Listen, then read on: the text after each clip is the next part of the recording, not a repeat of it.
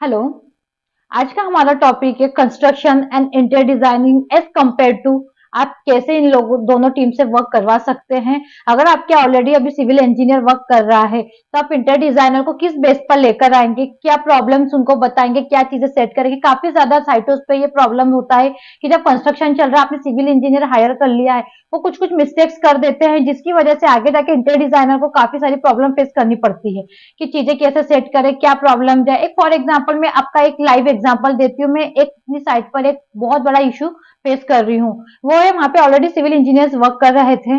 Then work करते करते जब साइट पर कुछ इशू हुआ तो मुझे वहां पर बुलाया गया एज अ कंसल्टेंट कि मैम आप हमें सजेशन कीजिए कि ये वर्क सही हो रहा है या नहीं। वहां पे सबसे बड़ा टॉपिक था कि वहां पे स्टेयरकेस ऑलरेडी बन चुका था बट वो प्रॉपर सेट नहीं हुआ था। काफी सारे स्टेप्स 8 इंचेस के थे, कुछ 7 इंचेस के थे, कुछ 5 इंचेस के। देन लास्ट में जाके वहां पे स्पेस ही नहीं था कि वो स्टेयरकेस को होल्ड कहाँ पर करेंगे। देन जब मैं साइट पर गई वहां पर तो सारी चीजें मैंने जब चेक करी तो सबसे बड़ा एक माइनस पॉइंट निकला कि जो ऑलरेडी वहां पे सिविल इंजीनियर्स काम कर रहे थे, जो भी कॉन्ट्रेक्टर काम कर रहे थे, उन्होंने वहां पे प्रॉपरली लेआउट ड्रॉ करके देखा ही नहीं था कि वहां पे स्टेयरकेस प्रॉपर सेट हो पाएगा कि नहीं हो पाएगा। देन उसके बाद में मेरे लिए सबसे बड़ी बात हो गई उस जगह पे डील करने के लिए कि आप वहां पे स्टेयरकेस में कैसे सेट कर पाऊंगी, बिकॉज वहां इतना स्पेस था ही नहीं कि वहां पे स्टेयरकेस प्रॉपर फिक्स डायमेंशन में सेट हो जाए। देन उसका मैंने एक सॉल्यूशन निकाला। वहां पे जो ऑलरेडी बना हुआ था फर्स्ट फ्लोर तक का स्टेयरकेस, उसे डिसमेंटल करवाना पड़ा। देन वहां पे एमएस का स्टेयरकेस कास्टिंग करवाने पड़े। अब इसकी वजह से क्लाइंट भी परेशान हुआ। देन जो ऑलरेडी पास्ट में architect and civil engineer contractor काम कर रहे थे, उन्हें भी प्रॉब्लम फेस हुई। तो इन सारी प्रॉब्लम से बचने के लिए आप इन सारी चीजों को ध्यान जरूर रखिएगा कि जब भी आप ऐसा कुछ केस देखते हैं तो आप उसे प्रॉपरली सेट करें। अगर दिक्कत आ रही है आपको इस तरह के सेट करने में तो आप एक रफ वहां पे लेआउट बनाइए। कुछ शटरिंग का आप यूज कर सकते हैं। शटरिंग नॉर्मली आप प्लेस करके देख सकते हैं कि हमारी स्टेयरकेस वहां पे प्रॉपर सेट हो पा रहा है या नहीं। नहीं तो इसकी वजह से आप तो परेशान होंगे, आपके क्लाइंट के साथ में जो नेक्स्ट इंटीरियर डिजाइनर वहां पे एंट्री करेगा उसे भी प्रॉब्लम फेस करनी पड़ेगी। देन लास्ट में जाके आप ब्लेम कर देते हैं कि इंटीरियर डिजाइनर ने काम अच्छा नहीं किया। इसमें फॉल्ट उनका नहीं होता है, पहले से ही आपके घर को आपको इतना सेट करके रखना पड़ता है कि इंटीरियर डिजाइनर को वहां पे एंट्री करते समय प्रॉब्लम ना फेस करनी पड़े। सेकेंड पॉइंट यह आ गया, उस साइड पर स्टेयरकेस सेट हो चुका था। देन उसके पॉइंट बाद में एक सबसे बड़ा इशू ये हो गया है कि जहां पर उन्होंने स्टेयरकेस को खत्म किया था वहां पर उन्होंने डबल हाइटेड प्लान कर रखा था। अब अगर आप उस सीढ़ी से जाएंगे तो आप डबल हाइटेड से सीधे नीचे गिरेंगे। आप इसके लिए क्या कर सकते हैं, क्लाइंट को पहले ही बोल दिया कि यहाँ पे डबल हाइटेड एरिया होगा, बट अगर हम उससे क्लोज करते हैं तो डबल हाइटेड एरिया क्लाइंट को मिलने से रहा। तो आप चीज का ध्यान रखिए जब भी आप, बहुत सिली सिली मिस्टेक्स है जो आज के टाइम पे कभी ना कभी हमें फेस करनी ही पड़ती है साइट पर जाने के समय।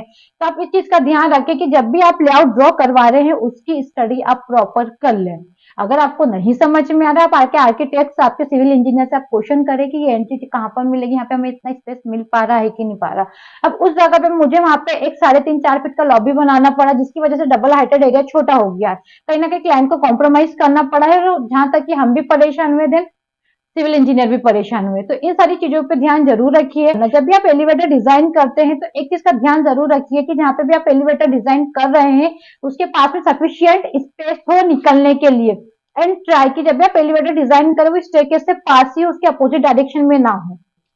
सबसे ज्यादा इंपॉर्टेंट है जब भी आप सिविल साइट पर इलेक्ट्रिक पॉइंट्स लगवाते हैं उसके बाद में इंटीरियर डिजाइनर को चीजें अकॉर्डिंग टू फर्नीचर चेंज करनी पड़ती है। अब क्लाइंट हमसे ये क्वेश्चन करते हैं कि मैम हमने इलेक्ट्रिक ऑलरेडी करवा लिया, आप क्यों चेंजेस करवा रहे हैं।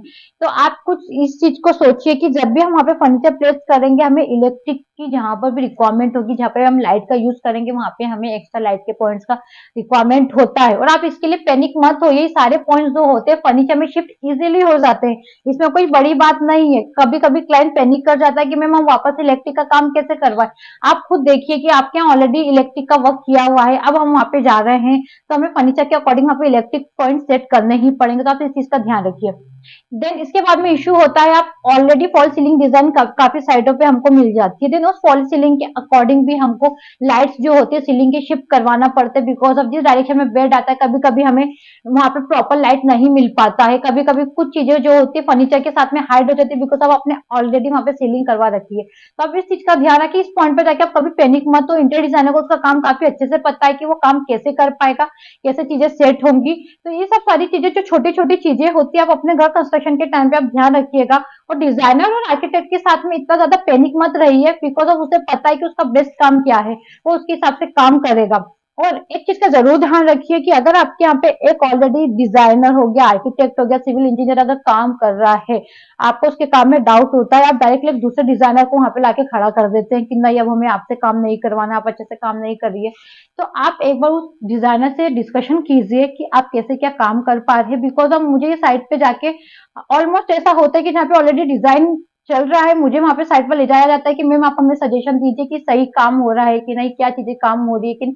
तो ये हमारे लिए भी सही नहीं होता, बिकॉज हम किसी भी डिजाइनर को क्वेश्चंस कर रहे हैं कि भैया आप काम कर पा रहे हैं कि नहीं कर पा रहे हैं। तो ये चीज हमारे लिए भी काफी ज्यादा प्रॉब्लमेटिक हो जाती है। तो आप चीज का जरूर ध्यान रखिए कि जब भी आप डिजाइन करवाए, आई नो कि आप पैसा लगा रहे हैं, आप अपना काम बेस्ट चाहते हैं, बट इस चीज का ध्यान रखें कि डिजाइनर भी उसका काम बेस्ट तरीके से करना जानता है, उसे आप थोड़ा सा स्पेस दीजिए, उसकी भी बात सुनिए, आपका भी आप पॉइंट रखिए, दोनों को आप मर्ज करके अपनी साइड पे काफी अच्छा काम करवा सकते हैं।